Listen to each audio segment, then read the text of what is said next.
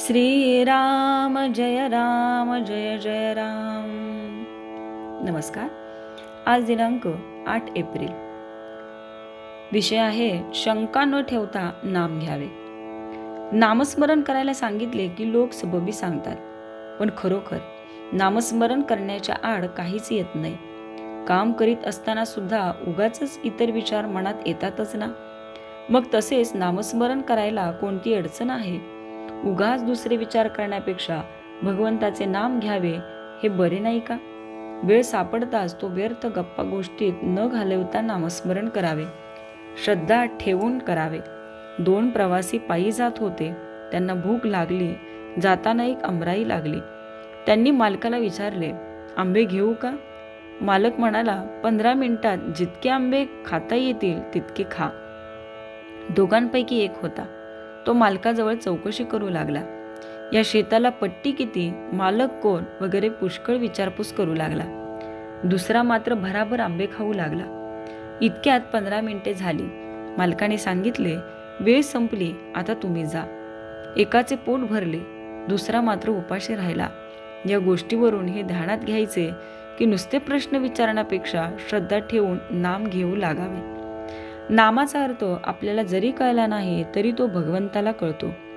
म्हणून नामाचे महत्त्व कळो वा न कळो नाम घेत राहावे। ध्रुवाने काय केले? नारद वचनावर विश्वास ठेवून नामस्मरण प्रेमाने करू लागला। तो इतर विचारांच्या शंका कुशंकांच्या नादी लागलाच नाही। एकतत्व नाम हेच त्याने धरले, म्हणून त्याला नारायण प्रसन्न झाला। संत निस्वार्थी असतात, ते तळमळीने सांगतात। त्यावर आपण श्रद्धा ठेवावी आणि नाम घ्यायला सुरुवात करावी आणि अखंड नामातच राहावे। नाम किती दिवस घेत राहावे? नाम सोडावेसे वाटत नाही तोपर्यंत ते घ्यावे। नामात रंगून जाईपर्यंत नाम घ्यावे।